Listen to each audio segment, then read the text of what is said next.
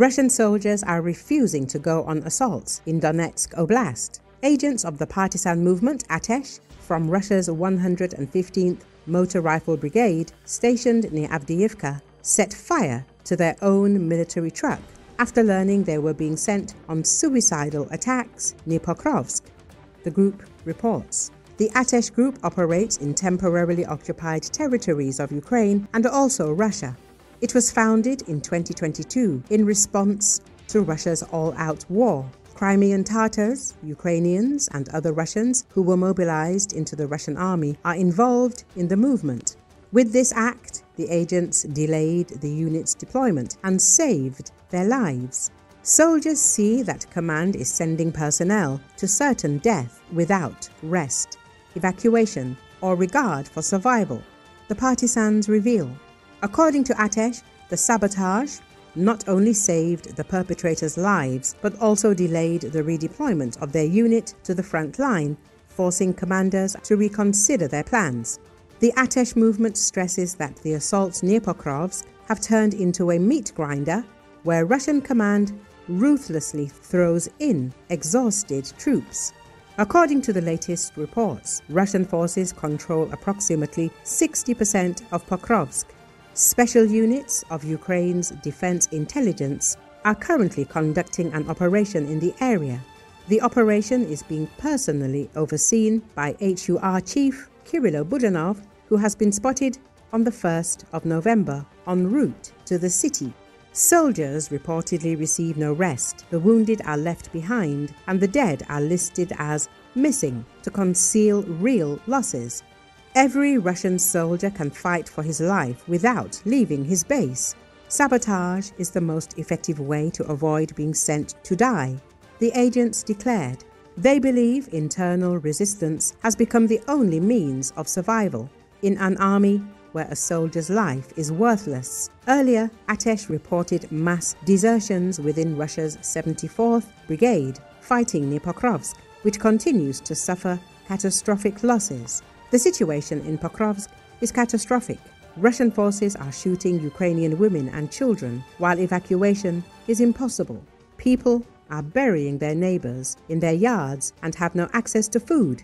Command, obsessed with capturing Pokrovsk as fast as possible, keeps throwing personnel into suicide assaults without pause or rest, they said. Over the past week alone, 38 soldiers abandoned their positions despite rear security groups being deployed to track down deserters. Earlier, Ukraine's defense forces carried out a unique airborne operation, a successful parachute-free airdrop in the Pokrovsk area, according to the 7th Corps of the Air Assault Forces, Euromaidan Press recalls. Meanwhile, Ukraine's monitoring project Deep State reports that Russian forces from the 170,000 grouping continue infiltrating the city in Donetsk Oblast. The occupation groups are being tracked or eliminated in multiple districts, according to the grey zone of Russian reconnaissance and sabotage activity. Women are also being used for infiltration. If an assault fails, they are ordered to change into civilian clothes to pass as civilians, while conducting reconnaissance and reporting the movements of Ukraine's defense forces.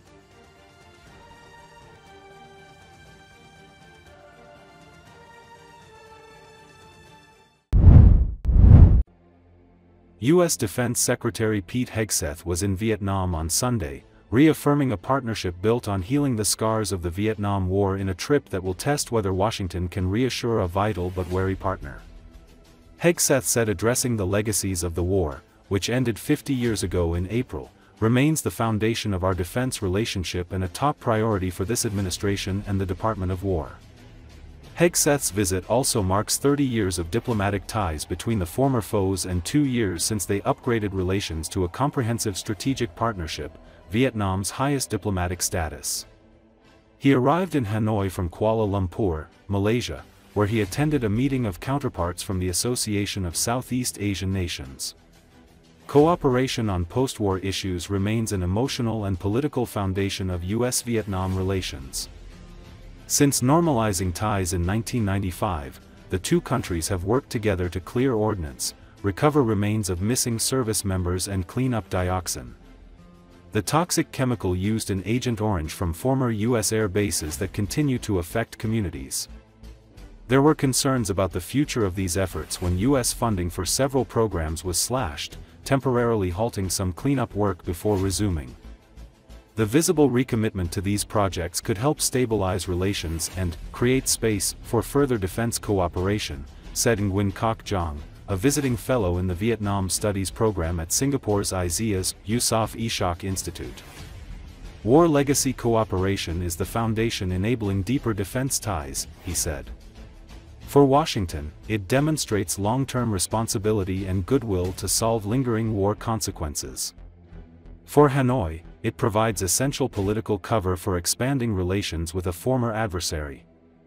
The Associated Press has previously reported that Moscow and Hanoi have explored ways to maintain financial transactions despite U.S. sanctions on Russia over its invasion of Ukraine.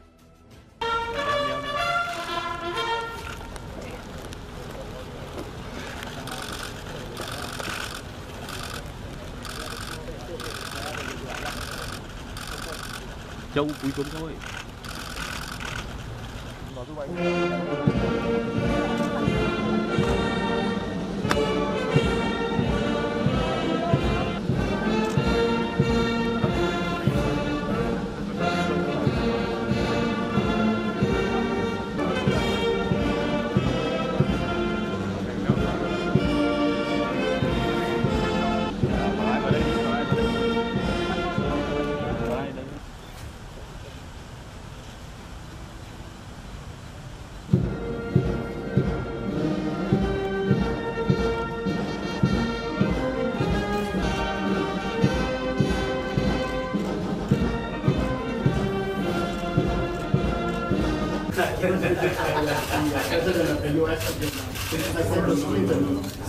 Đây là lần đầu tiên của bộ trưởng. Đúng rồi. Bộ trưởng Bộ Quốc phòng. Ông năm nay ngoài 90 tuổi rồi, đi thăm Hoa Kỳ. Mày biết xác cái phòng này không? Mới cái kiểu này tôi hát tôi nhìn khác.